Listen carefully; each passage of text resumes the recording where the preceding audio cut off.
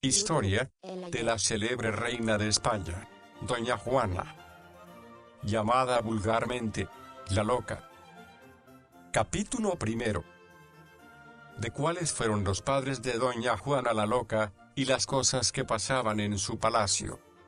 Don Fernando y Doña Isabel, célebres y nunca bien ponderados reyes católicos, ocupaban los tronos de Aragón y Castilla, dando un ejemplo de moralidad y sabiduría a toda su corte, y siendo estimados altamente, no solo por la aristocracia de su época, sino también por todos sus súbditos, muy agradecidos los regios esposos a las muestras de cariño que éstos continuamente les prodigaban, no podían menos de expresarles su reconocimiento de una manera más loable, porque estos monarcas no se detoraban de que cualquier vasallo hiciese parar su carruaje, aun en los sitios más públicos y concurridos, para prestar atención a lo que les quisiesen manifestar. No obstante de esto, siempre se ha conocido, según los historiadores, el no faltar nunca entre los palaciegos aquellas comunes discordias y hablillas, hijas de la envidia, ninguna prueba que caracterice más esta verdad,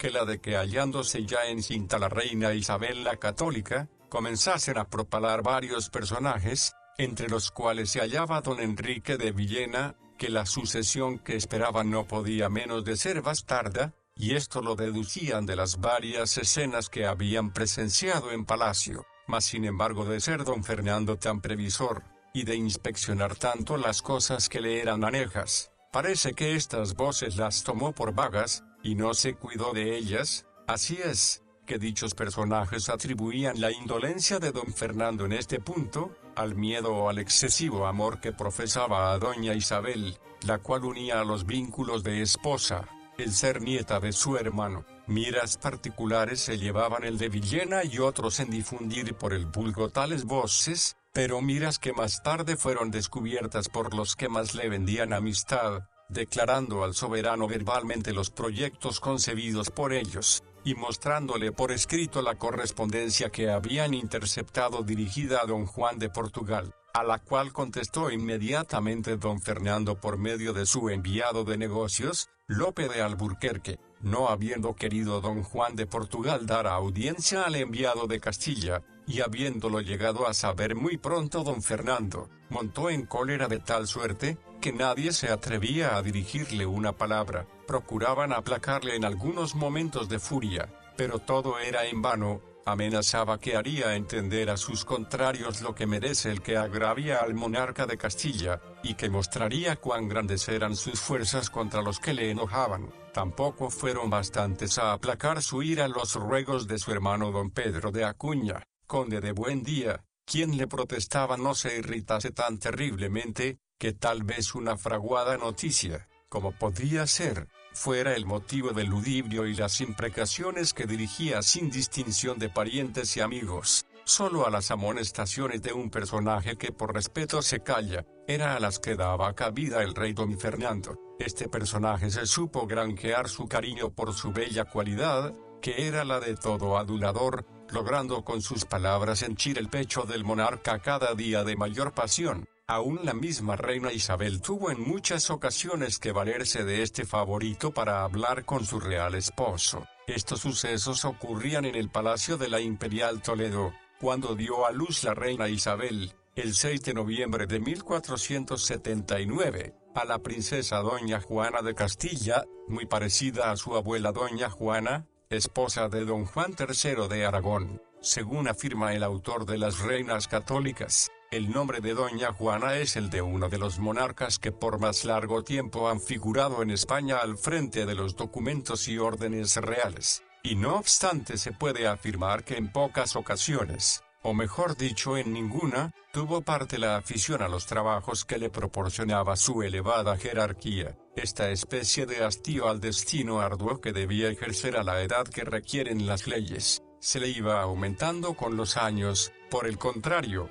cualquier faena a que la dedicasen de las propias de su sexo, la abrazaba con el más indecible júbilo. Así es que, todavía de corta edad, era la admiración de cuantos la oían y observaban sus entretenimientos. A esto se puede añadir que su nombre no era más que una mera forma para dar a conocer que la heredera del trono de Castilla existía. Cuando pocos años después su hijo el célebre Carlos V tomó las riendas del gobierno de España, por la habitual imposibilidad de su madre, observó el mismo método, ora porque así lo dispusieron en varios estamentos del reino, ora porque ella era la soberana en realidad y ora por respeto y atención, como lo hizo conocer al renunciar los estados en su hijo Felipe, al cual pedía encarecidamente hiciese conservar ileso el nombre de su desventurada abuela al frente de los negocios públicos, para no causarla descontento. 50 años conservó esta soberana el título de reina de España,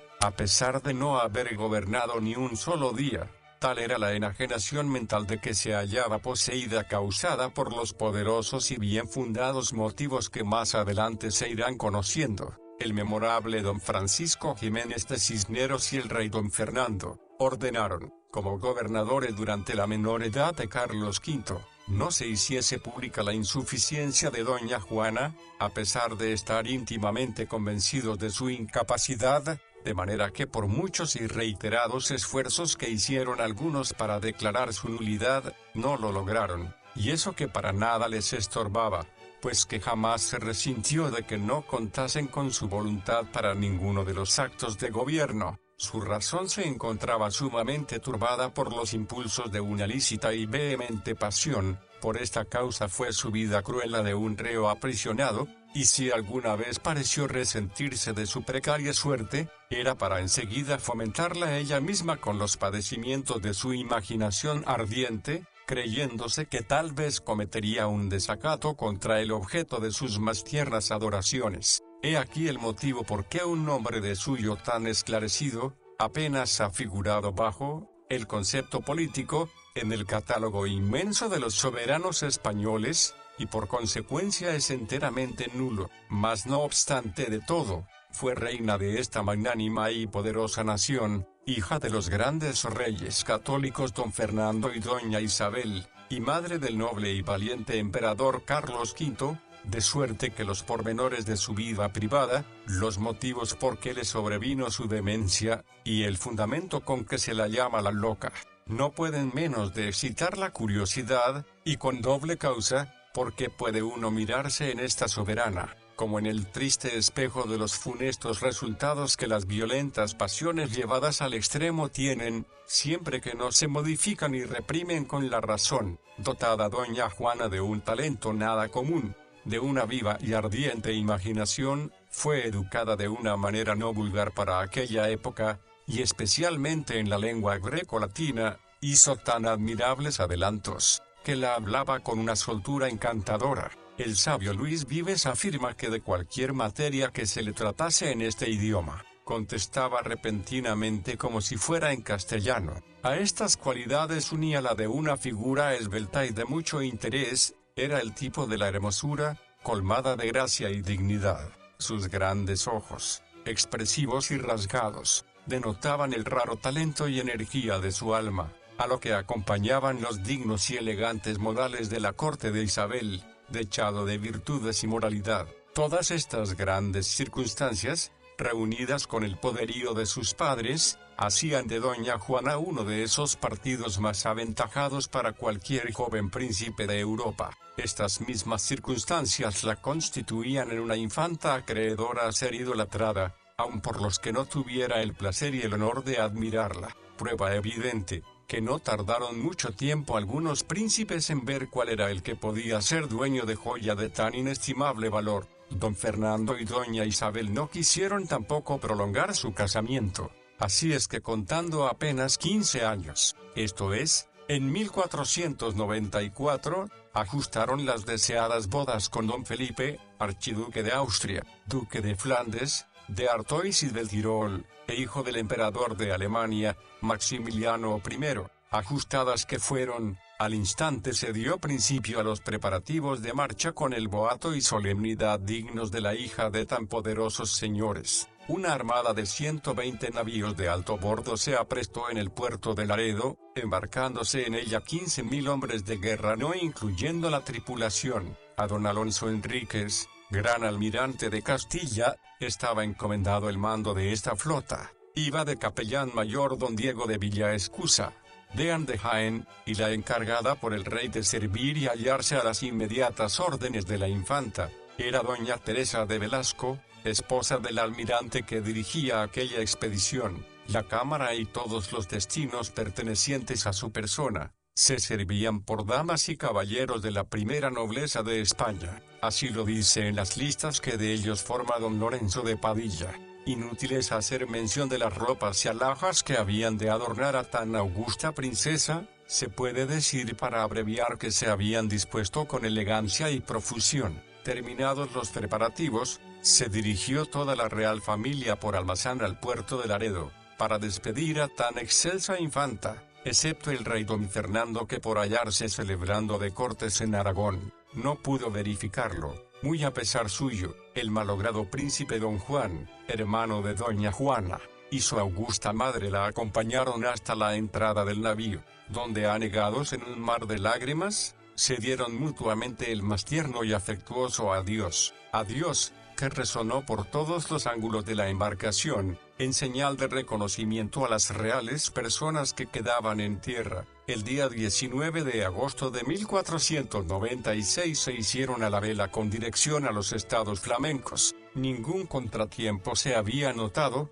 ninguna cosa que hubiera venido a turbar la tranquilidad de la ilustre viajera había ocurrido, hasta tocar en las costas de Flandes, en donde se levantó un temporal tan borrascoso, que se vieron precisados a guarecerse en el primer punto de salvación que encontraron. Grande era la aflicción de doña Juana al ver en tan inminente peligro su vida, pero Dios quiso pudiesen arribar en el puerto de Toorlan, en Inglaterra, después de haber caminado por término de más de 2 horas, luchando con los embravecidos oleajes que un momento más los hubiera sumergido en lo profundo de los mares. Permanecieron en esta población 7 días, durante los cuales fue la infanta muy obsequiada por las damas y caballeros principales de aquel país, que acudieron presurosos a besar su mano y juntamente a ofrecerle sus servicios. Capítulo 2. De cómo se casó doña Juana, los hijos que tuvo y otros asuntos del mayor interés. Cuando el temporal se hubo apaciguado, dispusieron el viaje hacia Flandes, y el 8 de septiembre desembarcaron en la bahía de Ramna, puerto situado en las inmediaciones de Holanda, sin otro contraste que haber desaparecido varias alhajas de gran valor de la princesa, porque el navío donde se encontraba su recámara encalló en un banco llamado El Monje, sitio bastante peligroso. El príncipe que el cielo había destinado para esposo de doña Juana, habitaba entonces un suntuoso palacio en Lande, pueblo del Tirol, más cerciorado de la venida de su cara prometida. Abandonó dirigiéndose con la mayor velocidad a Lieja, donde tuvo el placer de admirar la belleza de la infanta. Después de haberla esperado impaciente en esta ciudad 13 días, inmediatamente se puso en ejecución el casamiento, habiéndoles dado las bendiciones don Diego de Villaescusa, deán de Jaén, practicadas con la mayor solemnidad y magnificencia las ceremonias de costumbre. Pasaron a Amberes, y de aquí a Bruselas, donde fueron colmados de enhorabuenas, y donde tenían dispuestas para su llegada los habitantes de esta provincia muchas fiestas, de las cuales estuvieron los jóvenes esposos disfrutando largo tiempo. Tales fueron las diversiones dispuestas por el pueblo de Bruselas, que afirman algunos autores, se le oyó más de una vez decir a Felipe, que de buena gana sería su punto de residencia esta capital. Es opinión común que don Felipe era de una arrogante figura, apuesto caballero y muy amigo de vestir con esplendidez. Añádase a esto un carácter amable, por lo cual todos lo apreciaban. Estas cualidades fueron las que le granjearon el renombre de hermoso. La infanta doña Juana, era por el contrario estrenada y enérgica, pero no obstante, se apoderó de ella una pasión tan vehementísima, que desde el instante que le vio le amó con ciega idolatría. El cariño de doña Juana hacia Felipe el Hermoso se aumentaba más cada día, por el modo de vivir que observaron, y por el buen comportamiento del archiduque, que como joven, no pensaba en otra cosa que en los placeres. Así es que continuamente se hallaban en torneos, saraos y otras diversiones, con las cuales crecía más la pasión de su joven esposa, contemplando la gallardía y la destreza en las armas de su Felipe. Su marido era el objeto de sus adoraciones, en él tenía depositado su corazón, y para él únicamente vivía. El joven archiduque pagaba este cariño a doña Juana con todo el calor de su corta edad, y las galantes maneras de un príncipe, de suerte que la infanta se contaba por uno de esos seres más felices, y mucho más cuando llegó a notar que pronto iba a ser madre. Llegó la ocasión en que partieron para Flandes después de algún tiempo, donde dio a luz doña Juana el 15 de noviembre de 1498 a doña Leonor, continuando hasta entonces ileso su amor en ambos y no cesando de ser el ejemplo de los esposos bien queridos, a pesar de que aunque no hubiera sido así, bastaba solamente la posesión del fruto de su casamiento para que hubiese tomado más incremento su acendrado cariño. No tuvo para sus estados el mejor éxito haber nacido hembra, pero sin embargo, como eran queridos los padres, fue apreciada la hija. 2 años después, el año de 1500, marcharon a Gante, donde el día 21 de febrero tuvieron un hijo, al cual nominaron Carlos, después conocido en todo el universo por su fama y poderío. Grande era el alborozo que se veía pintado en los semblantes de los habitantes de aquellos estados, esforzándose cada cual a expresar la alegría que experimentaba por el heredero príncipe. Innumerables también fueron las fiestas que con tan solemne motivo se ejecutaron, y seria por lo tanto causa de elevar el extracto de esta historia a una inmensa altura. Empezaba por esta época ya doña Juana a sumirse en la desesperación, porque desde que la fortuna parecía inclinar todo el favor al recién nacido, empezaba a desvanecerse como por ensalmo la felicidad de la madre del emperador Carlos V. La desgracia vino a arrebatar la vida en el mismo año de 1500 a fines de julio al infante don Miguel, hijo del rey don Juan de Portugal, último vástago en la línea masculina de los reyes católicos don Fernando y doña Isabel, recayendo por consecuencia la corona de España en la madre de doña Leonor y don Carlos. Don Fernando y doña Isabel llamaron inmediatamente a don Juan de Fonseca, obispo de Córdoba, y le intimaron la orden de pasar cuanto antes a Flandes para hacer sabedores a los archiduques de este suceso, para que les felicitase en sus reales nombres, y los hiciese conocer la imperiosa necesidad que tenían de preparar su viaje a España, pues ya los aguardaban con impaciencia para ser jurados como príncipes de esta gran nación, de que el cielo se había dignado dejar por únicos herederos. Pocos días transcurrieron sin que don Juan de Fonseca cumpliera su cometido, pero el hallarse encinta doña Juana y las muchas y delicadas ocupaciones que en este tiempo llegó a tener Felipe el Hermoso en aquellos estados, fueron causa de que no se pudiera verificar el proyectado viaje hasta finalizado ya el año de 1501, en el cual nació su tercer hijo, doña Isabel. Eran tan continuas las instancias que dirigía don Fernando desde su corte, que se vieron obligados los archiduques a ponerse en camino, aún sin hallarse completamente restablecida doña Juana de la indisposición de su parto, de modo que resolvieron hacerlo por tierra, atravesando los estados franceses. Los soberanos de esta nación los recibieron con la mayor afabilidad, prodigándoles incesantes muestras de cariño, y tratándolos con el decoro y respeto debidos a tan poderosos señores. Un pequeño disgusto ocurrido fue la causa de que los archiduques se pusieran más pronto en marcha de Francia para España. Un día de fiesta salió a misa solemne la real familia francesa, acompañada de sus augustos huéspedes. Al ofertorio se acercó una dama a doña Juana, aproximando a su mano una cantidad de monedas, para que según costumbre la ofreciese al público en nombre de la reina. Esta la rechazó con violencia, diciendo: haced saber a vuestra soberana que yo no ofrezco por nadie, ¿lo entendéis? Con el dinero y la respuesta volvió la mensajera a la reina, quien en alto grado sintió un desaire tan marcado, mas tratando de refrenar su enojo, se contentó con pagar aquel con otro mayor, que era el no ofrecerla la salida de la iglesia antes que a la real comitiva. La perspicacia de doña Juana la hizo presentir algo sobre este particular, y efectivamente no se engañaba, porque concluida ya la misa, empezó a reunirse la familia. y sin embargo, ella quedaba en la iglesia. La reina aguardó un poco en la calle, pero doña Juana, haciendo como que ignoraba todo esto, permaneció en aquella posición largo rato, dirigiéndose luego sola a palacio. Todos se volvían hablillas en la corte sobre el desaire que queda explicado, y hubieran pasado más adelante si el archiduque no tratase de disculpar a su esposa de los tiros que se la dirigían,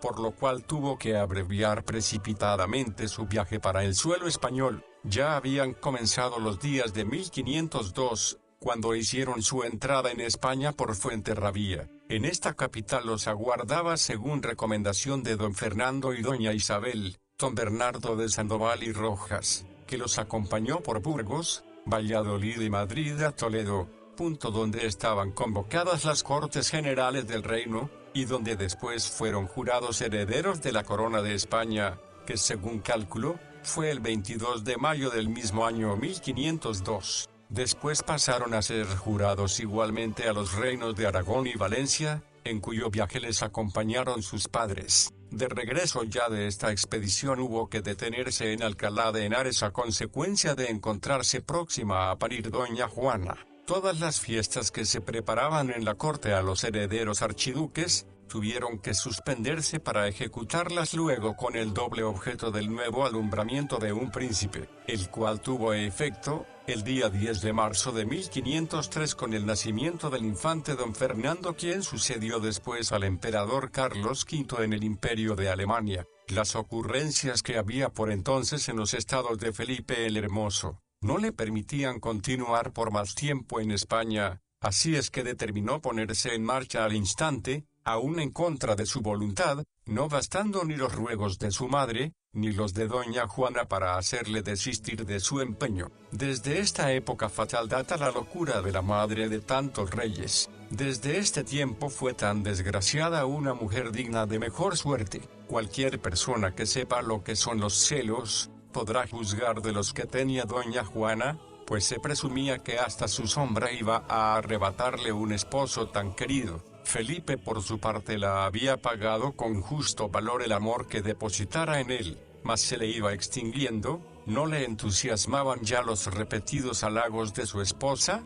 y por esto no le causaba sentimiento su partida, verificándola aún antes de que ésta se hallase repuesta de la indisposición de su parto. En la comitiva que acompañó a doña Juana, formando su servidumbre, cuando pasó a Flandes para efectuar sus bodas, iba una joven, que era la admiración de todos. Rubia, poseía una hermosura agradable y seductora, graciosa en demasía, y de un talento extraordinario. El hallarse en el palacio de los archiduques, motivó que Felipe el Hermoso, de vuelta de España, una vez desembarazado de los halagos sin límites de doña Juana, la mirase contra la adhesión, que al fin concluyó por apasionarse ciegamente de los atractivos de la rubia española, cuya magnífica cabellera dorada llegó a seducir su corazón. No tardó mucho en sucumbir a las reiteradas instancias de Felipe, la que pocos días hacía no era más que una sirvienta y que ahora ocupaba el lugar de una reina.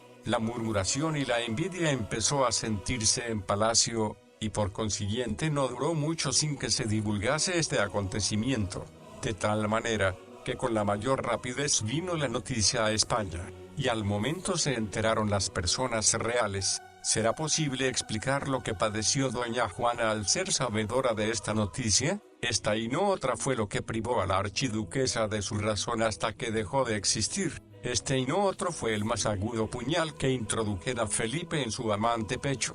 Deténgase cualquiera que haya amado en este punto, y considere la fiebre devoradora que se apoderaría de un carácter tan firme y enérgico como el de doña Juana. Tormentos indecibles sufría, tormentos que turbaban su razón hasta el delirio, hasta no querer abrazar a lo que más quería en el mundo después de su esposo, que eran sus hijos. Su rostro, siempre triste y demudado, revelaba los atroces tormentos que experimentaba. Su errante mirada parecía como querer distinguir un objeto, el cual encontrado, apartaba su vista, colmándolo de improperios y con acento agudo e imprecaciones. Huía de todas las personas y no prefería más que la soledad.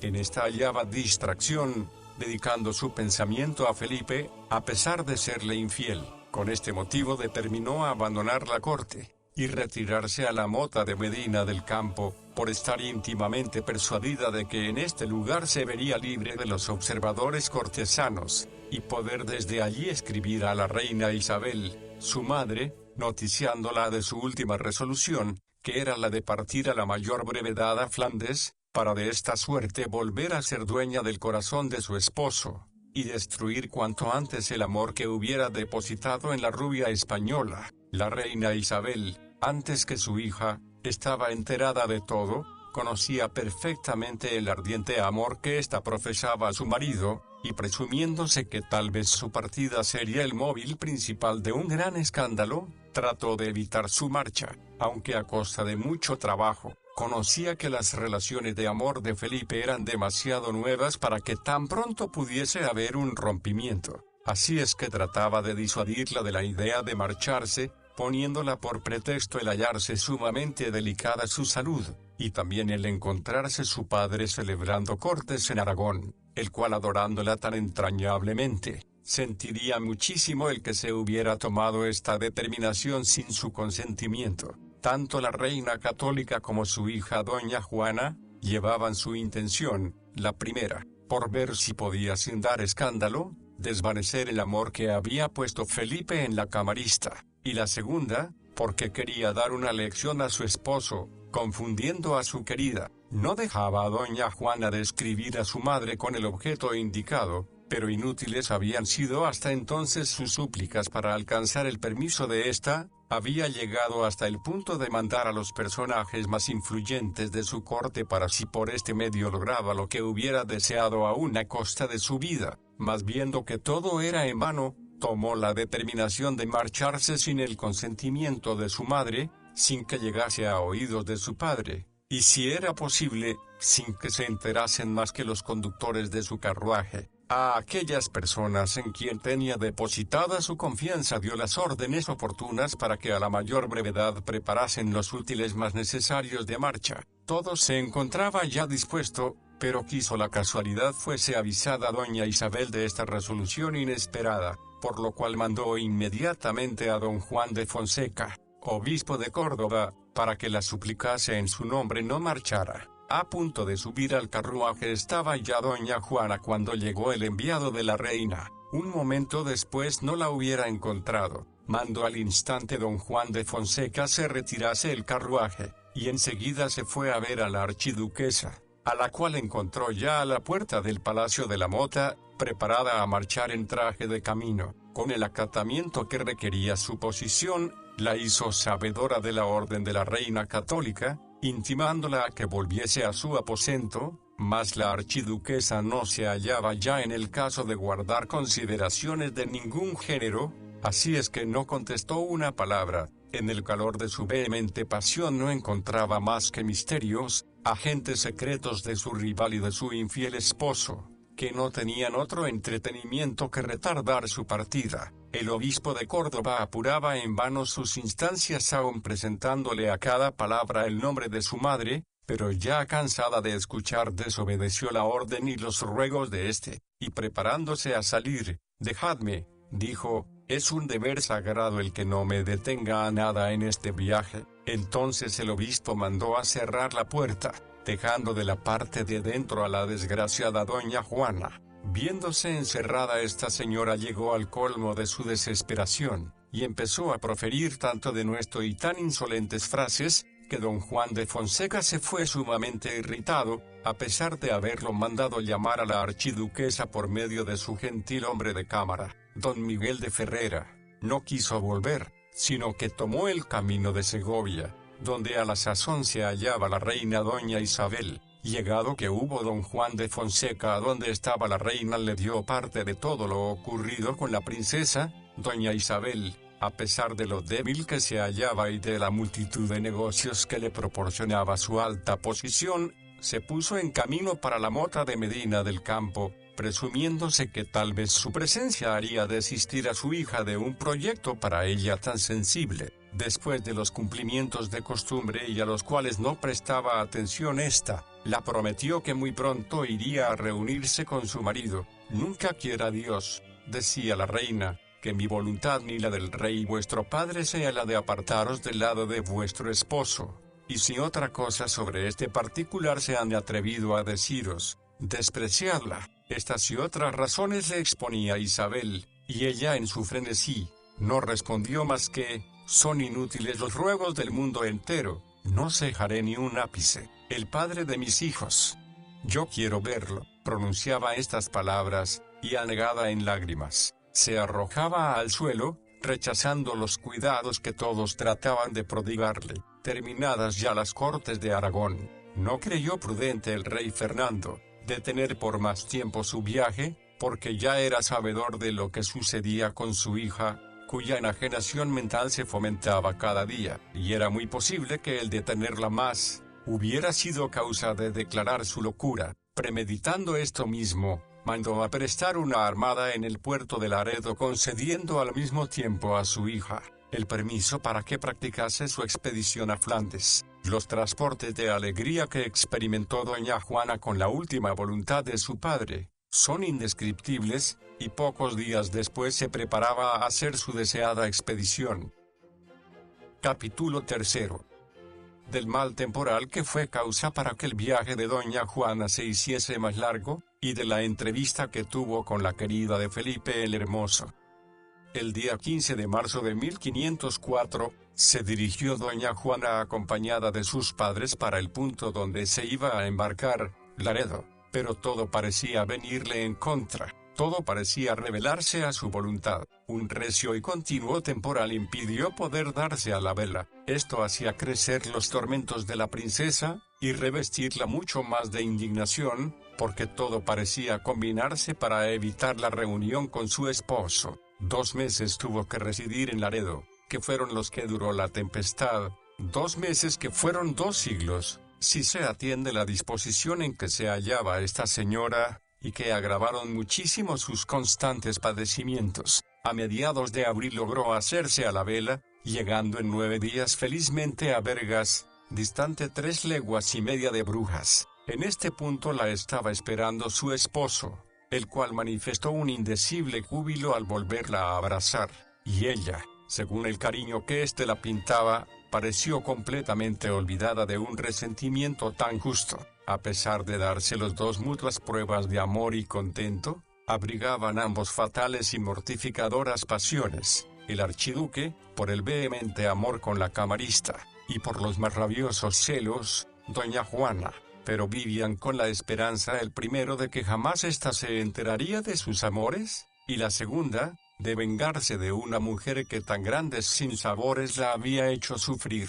Desde Brujas se trasladaron a Bruselas y en este punto fijaron su residencia por entonces. ¿Quién puede ocultarse lo suficiente de las investigadoras pesquisas de una mujer perspicaz? Esta reflexión debió hacer Felipe el Hermoso. ¿Quién puede ocultarse tampoco de las escudriñadoras miradas de los dependientes de un palacio, donde es una especie de comercio los chismes y enredos, dando publicidad en su provecho a todos los defectos de sus soberanos? Grande paz pareció reinar al principio desde la llegada de doña Juana. El archiduque hacía por no dar a conocer a nadie lo que ocupaba su imaginación, disimulando en cuanto podía el amor de su rubia, pero se engañaba. Ni aun sus pasos más recónditos se escapaban a la penetración de su esposa. Los mismos palaciegos daban parte diario a su señor de si lo celaba su esposa, y estos mismos palaciegos cercioraban a la archiduquesa detalladamente de cuánto podía contribuir a irritarla más. Por uno de estos llegó a saber que una de las cosas que más habían encantado a su esposo de la camarista, era su hermosísima poblada y rubia cabellera. Mas no contento aún con esta declaración, le indicó los sitios y horas donde comúnmente se daban las citas. Con la relación anterior llegó a agotarse completamente la paciencia de la archiduquesa, porque acabó de conocer que había empleado en vano todos los recursos que le proporcionara su acendrado amor, para ver si de esta suerte hacía desaparecer de su marido una pasión que ella jamás creyó arraigada, porque la creía un capricho. Sus celos, refrenados por algún tiempo, eran desde este día un violento frenesí que aumentaba sus padecimientos. Alguna que otra vez ya habían mediado varias palabras entre los esposos, Pero el archiduque, muy enamorado de su rubia, hacía por disculparse, practicándolo con la mayor sangre fría. Estas cosas era imposible durasen así largo tiempo, porque ni el uno podía satisfacer su amor, ni el otro soportar tantas humillaciones y desvío, y tampoco porque las pasiones de ánimo no se pueden contener.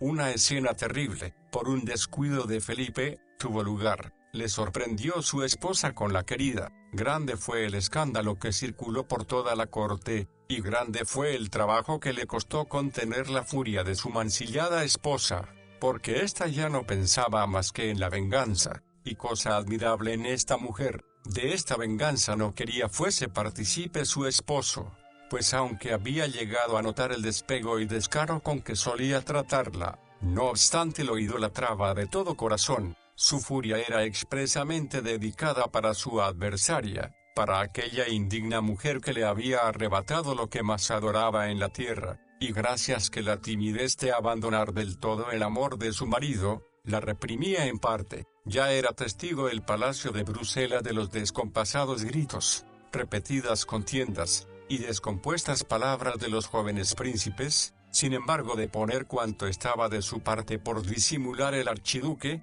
para evitar los escándalos, los celos habituales de la infanta daban origen a que no cesase de acechar el momento de realizar su venganza, mas llegó por desgracia, un día fatal, que pasando su errante mirada por todos los objetos que la circundaban, se encontró con la camarista, echó mano de unas bien afiladas tijeras, de que siempre iba armada, se lanzó sobre ella cual el águila sobre su presa, y antes de que su contraria lo hubiera podido evitar, ya la había despojado de su dorada cabellera. No satisfecha aún, la llenó de contusiones y arañazos, y podemos asegurar que si los gritos de la camarista no hubiesen hecho acudir al lugar de la sangrienta escena a todos los dependientes del palacio, y hasta a su mismo marido, era probable hubiese acabado con la que había sido causa de sus sufrimientos. Felipe, viendo despojada a su querida del objeto que más lo entusiasmara, se llenó de indignación, y fueron tantos los improperios, tantas las palabras ofensivas e insultantes que dirigió a su esposa, que no se le hubieran dicho iguales a la mujer más despreciable de la sociedad. El haber visto que Felipe la trataba de aquella manera, contribuyó en gran modo a trastornar completamente su juicio. Jamás podía creer doña Juana semejante trato en su esposo. La escandalosa escena que acabamos de pintar, no tardó en llegar a oídos de la reina Isabel, y tuvo tan gran sentimiento, que fue la causa de que se agravase más su enfermedad.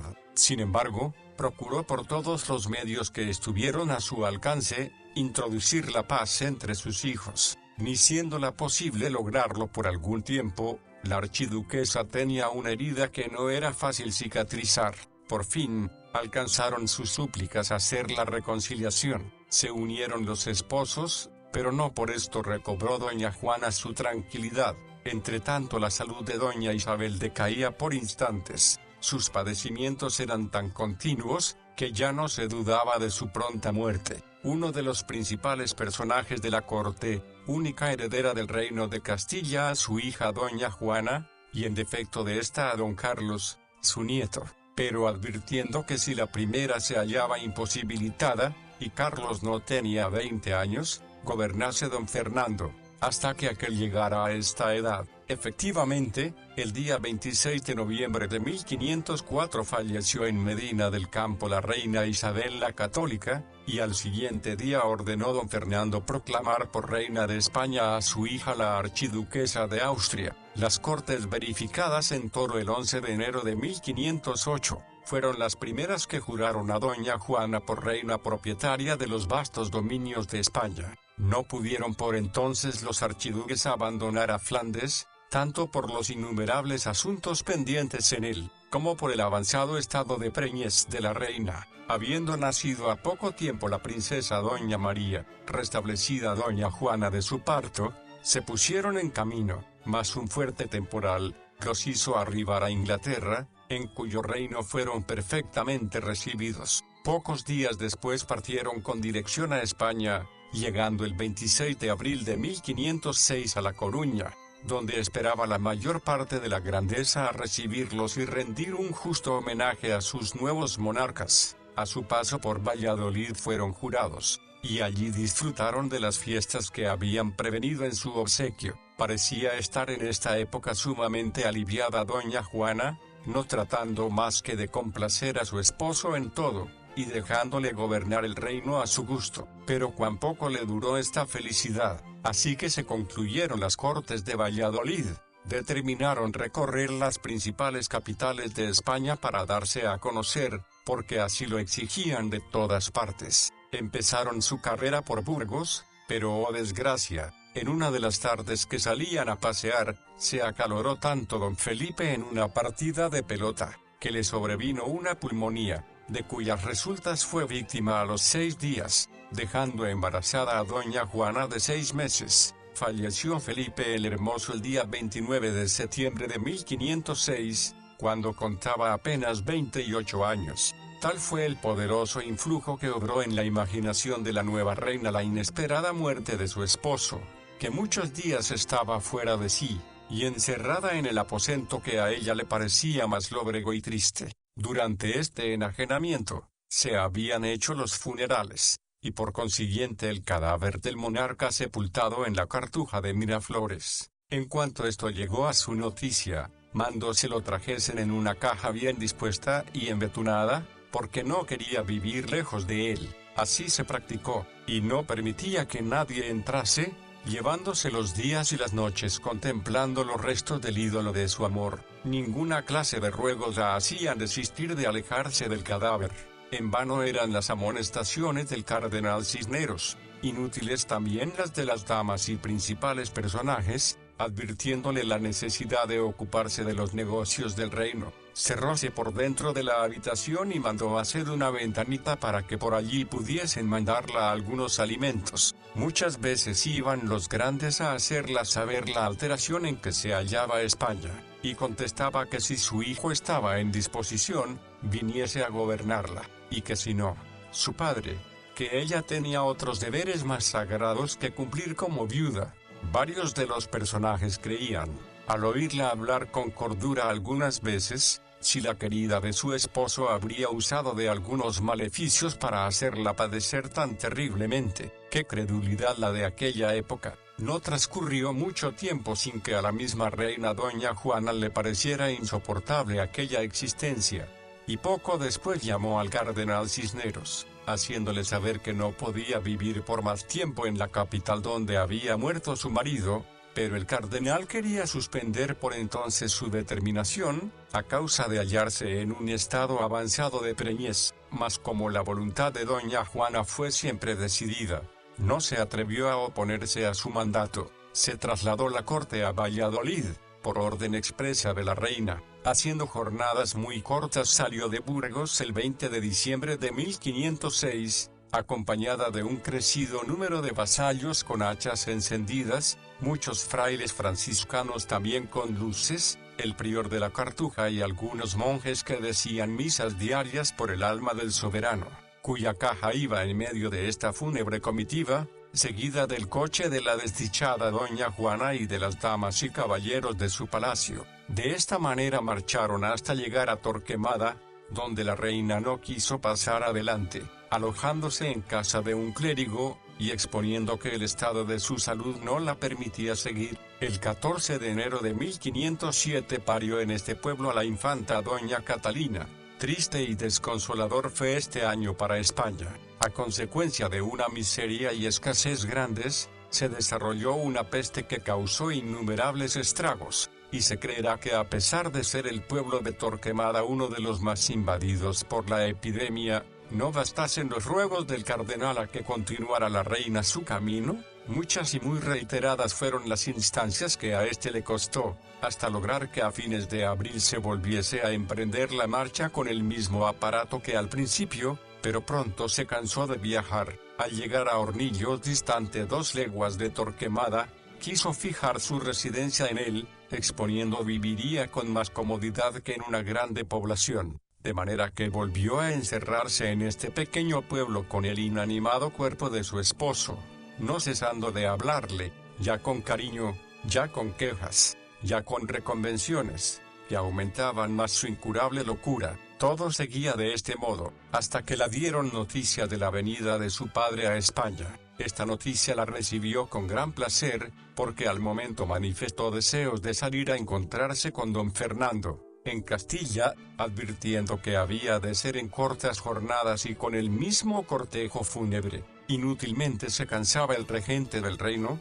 arzobispo de Toledo, para hacerla viajar de día, sin el cuerpo de su esposo. Todo era en vano, de suerte que no había otro recurso que repetir todas las noches el entierro. Así caminaron hasta entrar en Tórtoles, población donde tuvo su padre el gusto de abrazarla. Pero ¿cuál fue la sorpresa de don Fernando al encontrar a su hija más querida en aquella situación, aquellos ojos desencajados, aquel rostro cadavérico, y aquella errante mirada, cuando se le venía a la memoria lo que había sido causa de que su hija estuviera en aquel estado? La pena lo ahogaba, y gruesas lágrimas surcaban sus mejillas. Doña Juana estaba inmóvil. ¿Lloráis, padre de mi corazón?, le dijo. Vuestra hija no puede ya imitaros. Cuando sorprendí a la querida de mi esposo, se me agotaron las lágrimas. Considerad cuál sería mi tristeza. Doña Juana había llegado al último grado de locura. Estaba enteramente loca, mas sin embargo era la reina propietaria de España y su nombre y consentimiento eran necesarios para dar algún carácter a los actos del gobierno. Esta consideración movió al rey católico a entrar en algunas consultas con su hija para el mejor arreglo de los negocios y volver otra vez a gobernar los dominios de España. Doña Juana, por su parte, admitió sin réplica alguna cuanto le propuso su padre, poniendo solamente una condición: que la habían de dejar permanecer en la villa de Arcos, en completa libertad, sin tener que intervenir en otro negocio, que pasar los días que la restaban de esta vida, al lado del cuerpo de su esposo. Mucho trabajaron por hacerla variar de este pensamiento, pero siendo todo inútil se le concedió el permiso, mandando prepararle una casa en Arcos, digna de la persona que la iba a habitar. Más de año y medio residió doña Juana en la villa de Arcos sin que se hubiese mejorado en nada su locura.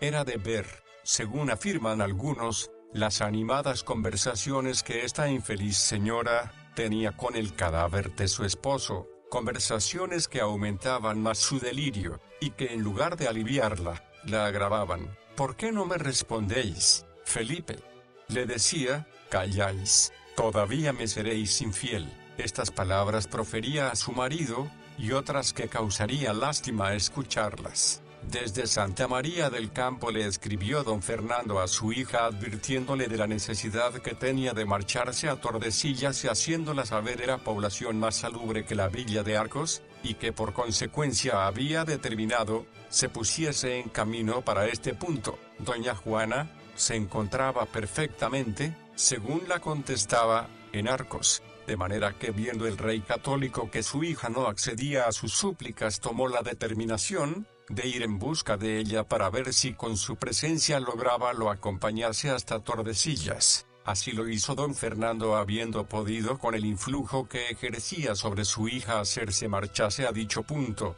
pero viajando con el mismo aparato que en las otras expediciones. Sea el haber mudado de temperamento, sea que el viaje no fue de su agrado, lo cierto es que la reina doña Juana estaba más furiosa cada vez, y tomó más incremento su ya incurable enfermedad. El anciano Luis Ferrer era el que estaba encargado del cuidado de doña Juana, y al cual ésta no podía ver, por eso encontraba en ella una oposición enorme a todo lo que la encargaba hiciera, complaciéndose en ejecutarlo. Al contrario, si la rogaba, por ejemplo, se acostase en su cama, lo hacía en el suelo. Si disponía que se trasladase a otra habitación más decente y ventilada, cerraba con más fuerza los cerrojos de la en que estaba. Cuando hacía frío, desechaba las pieles y objetos de abrigo que le proporcionaban, y cuanto más la suplicaba Luis Ferrer se vistiese y asease, con más empeño andaba sucia y mal vestida. Poco tiempo después se le puso en la cabeza la manía de no comer ni beber, y hubo ocasión de que pasasen 3 días sin tomar nada, hasta que acosada por el hambre, tomaba algo, empeñándose que los platos donde le mandaban las viandas no saliesen de su habitación, de suerte que estos objetos sucios con otros, daban un olor insoportable a aquella morada, e imposible por tanto de aguantarlo. Momentos sabía en que después de un gran delirio, gozaba de alguna razón, y se lamentaba de que habían arrancado la corona de sus sienes, y no contentos sus enemigos con un rapto de este género, la habían sepultado en un calabozo tan hediondo y custodiada por un carcelero tan despreciable. Estas palabras llegaron con la velocidad del relámpago a oídos del católico don Fernando, así es que al siguiente año de 1510, cuando pasaba para las Cortes de Monzón, hizo por visitarla, y cerciorado de todo lo que ocurría reunió un consejo de los grandes para deliberar sobre el método que se debía observar en adelante con su hija, porque sabía que la presencia de don Luis Ferrer la martirizaba. Del consejo salió, que después de haberla provisto de todo lo necesario de aseo, ropas y alimentos, se eligiesen 12 señoras para que cuidasen continuamente de ella, y cada una se quedara una noche en vela para obligarla a vestirse, desnudarse y mudarse de camisa, aún en contra de su voluntad. 20 días estuvo el rey católico acompañando a doña Juana, en los cuales estuvo menos mal, pero después que se la obligaba a ejecutar lo pactado por su padre, se apoderaba de ella una furia tan grande, que nadie podía permanecer a su lado. Más previsor el cardenal Cisneros que los grandes de que se había compuesto el consejo, creyó oportuno jubilar a don Luis Ferrer, porque opinaba que tal vez nombrando a otro lo pasaría mejor doña Juana. Así lo hizo sustituyéndolo con don Fernando Ducos de Estrada. Este caballero fue tal la habilidad que mostró en el desempeño de su encargo, que a poco tiempo logró que comiese y bebiese, que durmiera en su lecho, que se aseara y vistiera, y hasta que mudara de habitación, porque ya la suya no era más que un fétido muladar. Se llegó a fortalecer su físico, porque con su habitual finura y modales, logró este caballero el que fuese a misa y que asistiese a varios actos religiosos. Ya sus accesos de locura eran menos constantes, así es que determinaron apartar de su vista el féretro de su esposo, siendo conducido algunos días después a Granada, y aunque fue grande su exasperación cuando lo echó de ver, pudo al fin don Fernando Ducos de Estrada tranquilizarla, pero no se crea que por este llegó a ponerse buena del todo. Jamás esta infeliz reina llegó a recobrar su perdida calma. Sin embargo, el católico rey le escribió a Estrada, dándole las más afectuosas y repetidas gracias por el servicio que había hecho a su hija. En esta época no había ya una sola persona que no estuviese enterada de la enfermedad de la reina doña Juana,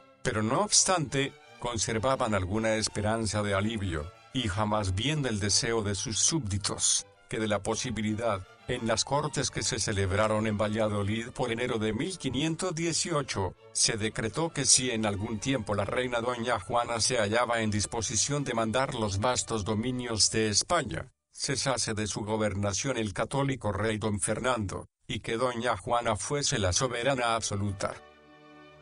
Capítulo cuarto. De las disensiones que había en España, y muerte de doña Juana. Eran muchas las disensiones que había en España con varios partidos que empezaron a formarse, unos a favor de doña Juana, otros al de su hijo don Carlos, otros al de su padre, y algunos otros que deseaban viniese a gobernar el emperador Maximiliano I, su suegro. Así es que ya en 1520 peleaba la España por su libertad agonizante. Los partidarios de Carlos V levantaron en Castilla el pendón de la independencia, y los jefes de unos y otros partidos para dar valor a sus determinaciones acudían a doña Juana. El cardenal Cisneros, entonces regente y gobernador del reino, fue el primero que determinó apelar a la reina para ver si se podía salir de las apuradas circunstancias en que los partidos habían colocado a las provincias y particularmente a Valladolid.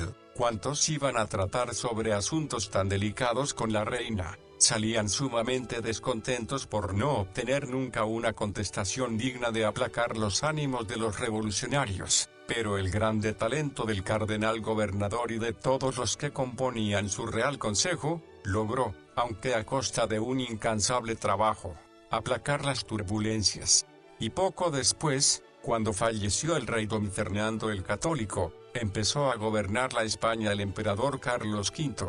Por no hallarse con la capacidad suficiente para ello, su madre doña Juana, ya la ocupaba a esta señora otro pensamiento que había venido a acibarar más su miserable vida. El marqués de Denia le trajo la noticia de haber fallecido su padre, noticia que la puso rematada del todo, invocando sin cesar los nombres de su esposo y de su padre, con tan fuertes y descompasados gritos, que había ocasiones en que todos temían por su vida. Ninguna dama ni caballero se atrevían ya a permanecer solos a su lado. Sus ensangrentados ojos, su descarnada cara, su descompuesto cabello, todo inspiraba horror.